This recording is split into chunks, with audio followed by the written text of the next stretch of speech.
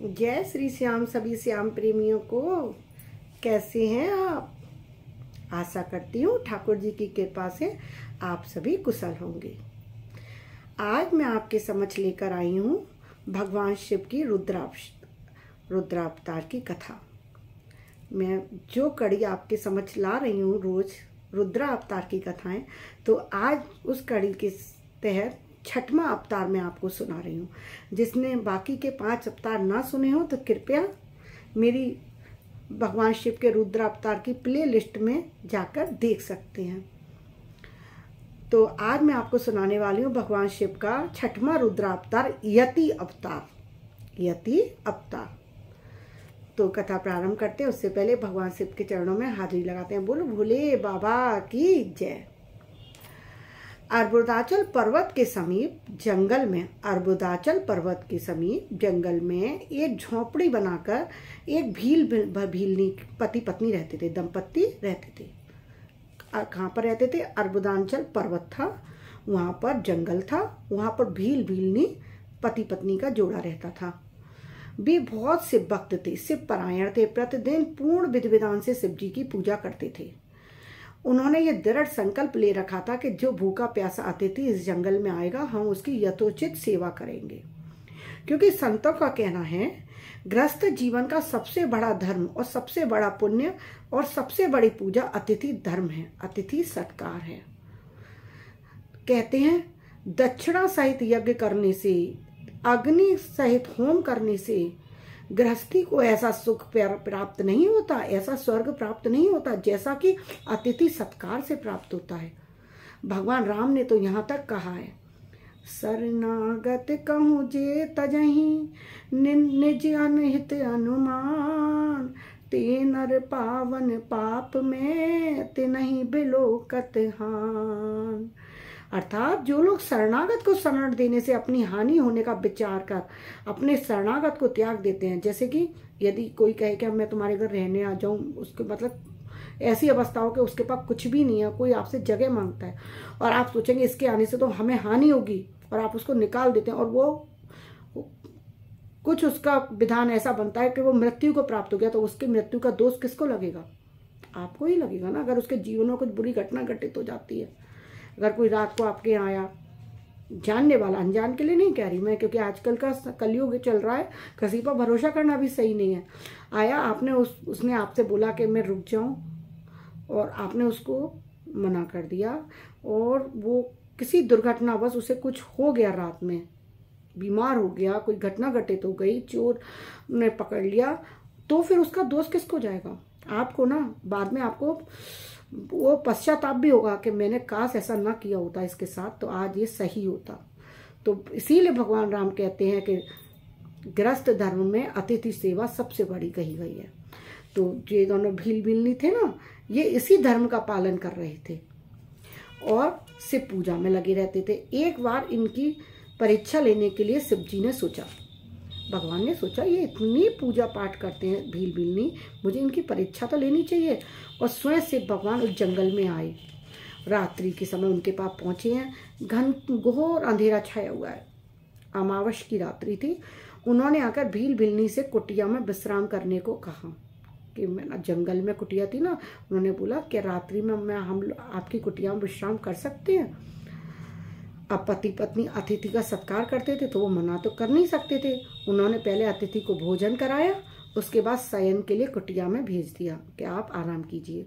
अब पति पत्नी बाहर खड़े होकर ये वार्ता कर रहे थे कि पति कह रहा था अपनी पत्नी से कि अंदर अतिथि सो रहे हैं, तुम भी उसी कुटिया में जाके सो जाओ। पत्नी कह रही थी नहीं स्वामी, बाहर जंगली जानवरों का भय है, आप अंदर जाकर सो जाइए। लेकिन पति इस बात के लिए तैयार नहीं था कि तुम एक स्त्री होकर बाहर सोओगी, कोई जानवर आ गया तुम कैसे अपनी रक्षा करोगी। और उसने जिद करके अपनी पत्नी को कुटिया में अंदर सुला दिया। जब वो अंदर सो गई तो, क्योंकि कुटिया बहुत छोटी थी, उसमें 2 ही लोग सो सकते थे। प्रश्न आएगा ना कि क्यों तीनों नहीं? क्योंकि कुटिया बहुत छोटी थी, उसमें 2 ही लोग सो सकते थे, इसलिए उसकी पत्नी और अतिथि कुटिया में सो गए और वो भील था वो बाहर सो गया। रात्रि में होता क्या है, एक शेर उस भील के ऊपर आक्रमण कर देता है और उसको मार डालता है। एक शेर सिंह आकर उस पर आक्रमण करता है, मार डालता है। सुबह उठकर जब भीलनी देखती है, कुटिया भीलनी और अतिथि कुटिया के बाहर निकलते हैं, देखते हैं कि भील तो मरा पड़ा हुआ है। भील को देखकर भीलनी बहुत करुण विलाप करती है, बहुत रोती है, परंतु यह सोचकर शांत हो गई कि मेरे पति देव ने तो अतिथि धर्म का पालन किया। हमारा धर्म था अतिथि सेवा और शिव भगवान के हम उपासक थे, तो मेरे पति ने तो उस धर्म की रक्षा के लिए ही अपने प्राण त्यागे हैं। यह सोचकर उसने अपना रोने को विराम दिया और तुरंत लकड़ियां इकट्ठी करी। उसने सोचा रोने से तो कुछ नहीं होगा, मेरे पति ने धर्म के लिए अपने प्राण दिए हैं, तो उसने फिर लकड़ियां इकट्ठी शुरू करी दाह संस्कार के लिए, और उसमें अपने पति का मृत शरीर रखा। और जैसे ही अग्नि प्रज्वलित हुई उसमें खुद बैठने के लिए चल दी। जैसे ही अग्नि प्रज्वलित होने वाली होती है ना, उसमें अग्नि लगाती है, खुद भी उसमें बैठने के लिए चल देती है। उसी समय भगवान से प्रकट हो जाते हैं, कहते हैं रुको रुको पुत्री रुको, तुम्हें जाने की आवश्यकता नहीं है। कहती है प्रभु आप। वो उनके चरण छूती है, कहती है प्रभु आप। कि हाँ पुत्री मैं तो तुम्हारी परीक्षा लेने के लिए आया था कि तुम दोनों मेरी पूजा करते हो तो किस मतलब तुम्हारी पूजा किस हद तक मतलब सच्ची है, मैं इसको देखने के लिए आया था, तो इसलिए तुम रुको। तो कहती है मेरे पति के प्राण चले गए प्रभु, मैं जीवन जीकर क्या करूंगी अब अकेले, मैं तो अपना जीवन त्याग के आपके लोक को जाऊंगी। प्रभु कहते हैं कोई नहीं मृत हुआ है पुत्री, कोई नहीं। उन्होंने तुरंत उसको आवाज लगाई है भील को, और तुरंत दोनों पति पत्नी उठकर खड़े हो, पति आके उठ के खड़ा हो गया, उसने भी भगवान शिव के चरण छुए हैं, हाथ जोड़े हैं, प्रणाम किया है। दोनों पति पत्नी ने फिर से साष्टांग दंडौती करी है भगवान की और आशीर्वाद लिया है, और फिर स्तुति करी है।